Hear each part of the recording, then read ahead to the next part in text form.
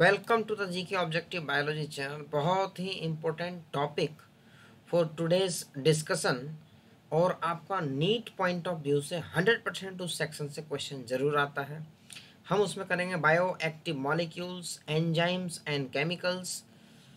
तो यहाँ मैं आपको इम्पोर्टेंट चीज़ नोट करा दूँ, wine and beer are produced without distillation. देखो, वाइन एंड बियर एक अलग कैटेगरी है, विस्की एक अलग कैटेगरी है। Various whisky, brandy and rum are produced by distillation. ये डिफरेंस है, ये ट्रू और फॉल्स में एक आध बार क्वेश्चन आपका आ चुका है। तो एंटीबायोटिक्स हम इसमें नहीं करने वाले हैं, इन अपकमिंग लेक्चर्स क्लासेस हम करेंगे।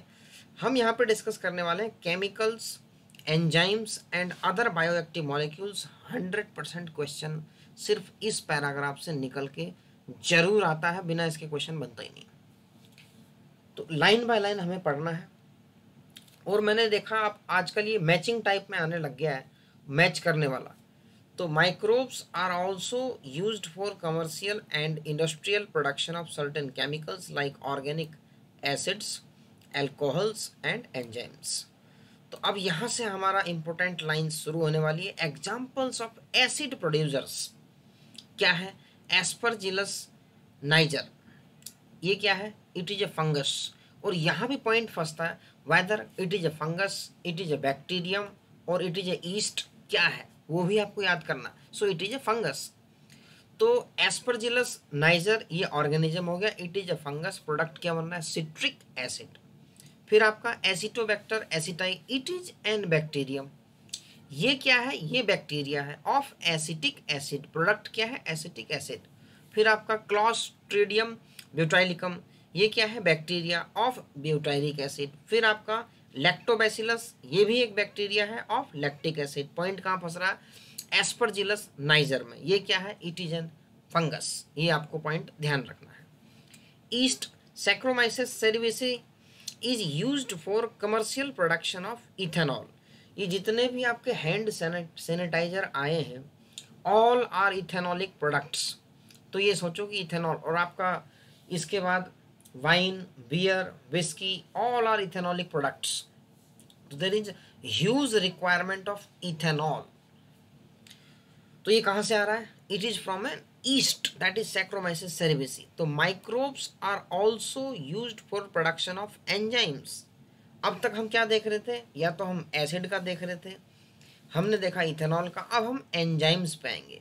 एंजाइम में आपका सबसे पहला आ रहा है lipases are used in detergent formulations. जो आपके डिटर्जेंट आते हैं उसके फॉर्मुलेशन में लाइपेजेस का काम है।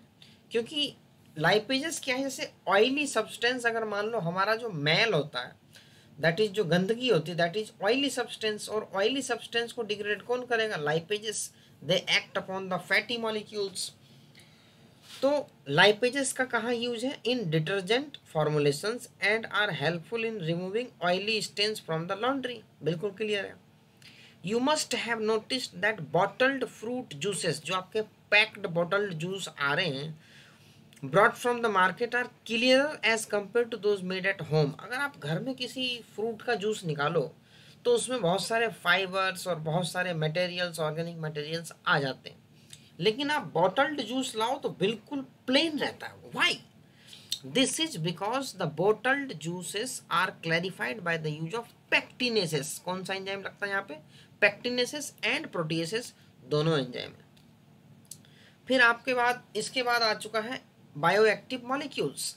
स्ट्रेप्टोकाइनेज, स्ट्रेप्टोकाइनेज ये भी क्या है? It is again an enzyme produced by the bacterium.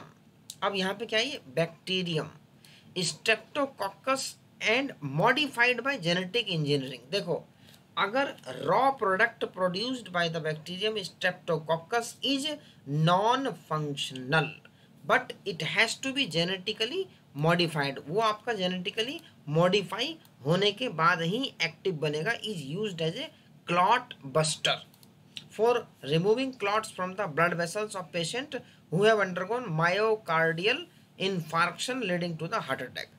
अब स्ट्रेप्टोकाइनेज जो आपका एंजाइम्स है, ये कौन प्रोड्यूस करता है? That is produced by streptococcus. It is an bacteria and it is used as the clot remover from the patients who have undergone myocardial infarction। तो इसके अंदर हार्ट अटैक आने की संभावना रहती है, बट ये स्ट्रेप्टोकाइनेज देने से ये जो क्लॉट है वो आपका रिमूव हो जाता है। तो क्लॉट रिमूव होता है, but it is become functional only when it is modified by the genetic engineering, ये आपको ध्यान रखना है। उसके बाद हम चलते हैं आगे। Another bioactive molecule cyclosporin A, very important, that is used as an immunosuppressive agent. अब इम्यूनोसप्रेसिव एजेंट की बात करें तो कहाँ पे इसका इंपॉर्टेंट रोल है? इन ऑर्गन ट्रांसप्लांट पेशेंट्स। जो ऑर्गन ट्रांसप्लांट पेशेंट्स होते हैं उसमें ग्राफ्ट रिजेक्शन का चांस बना रहता है। तो साइक्लोस्पोरिन ए क्या है? It is used as an immunosuppressive agent. Immunosuppressive agent means जो आपके इम्यून सिस्टम को सप्रेस करके रखता है, ज़्यादा एक्टिव होने नहीं देता है। जैसे वैसे जिनकी भी ऑर्गन ट्रांसफ़र या ऑर्गन का जिनके अंदर एक्सचेंज होता है, वो लोग क्या करते हैं? डस्ट से भी अपने आप को बचा के रखते हैं।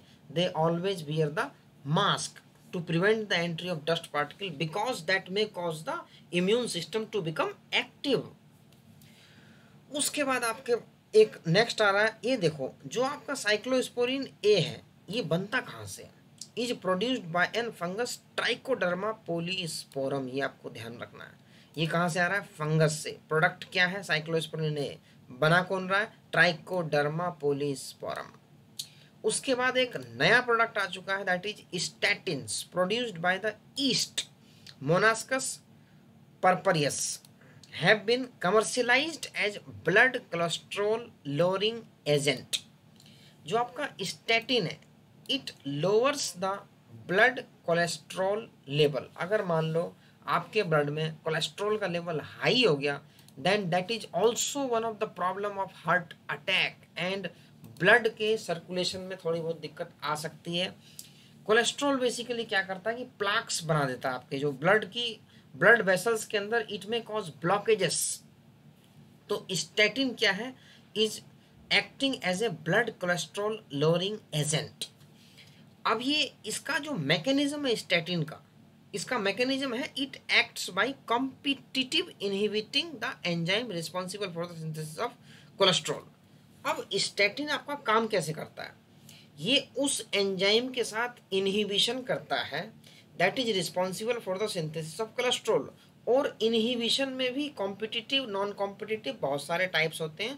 That it acts by competitive inhibition. तो इसमें हमने देखा कि ये जो बिल्कुल hot spot of the questions है ये वाला पैराग्राफ, तो ये पैराग्राफ आपको मल्टीपल टाइम्स याद करना है रिपीटेडली, ताकि अगर कोई भी क्वेश्चन इस रीजन से आ जाए, whether it is a bacteria, it is an yeast or it is an fungus, confusion इन तीन में ही होता है। बाकी उसका जो मॉलिक्यूल और एंजाइम और बायोएक्टिव कंपाउंड क्या है और उसका फंक्शन क्या है, तो इसको रिपीटेडली आपको पढ़ना है कम से कम 10 बार। Then you will get these points at your tips and directly hit the question if appear from this particular paragraph।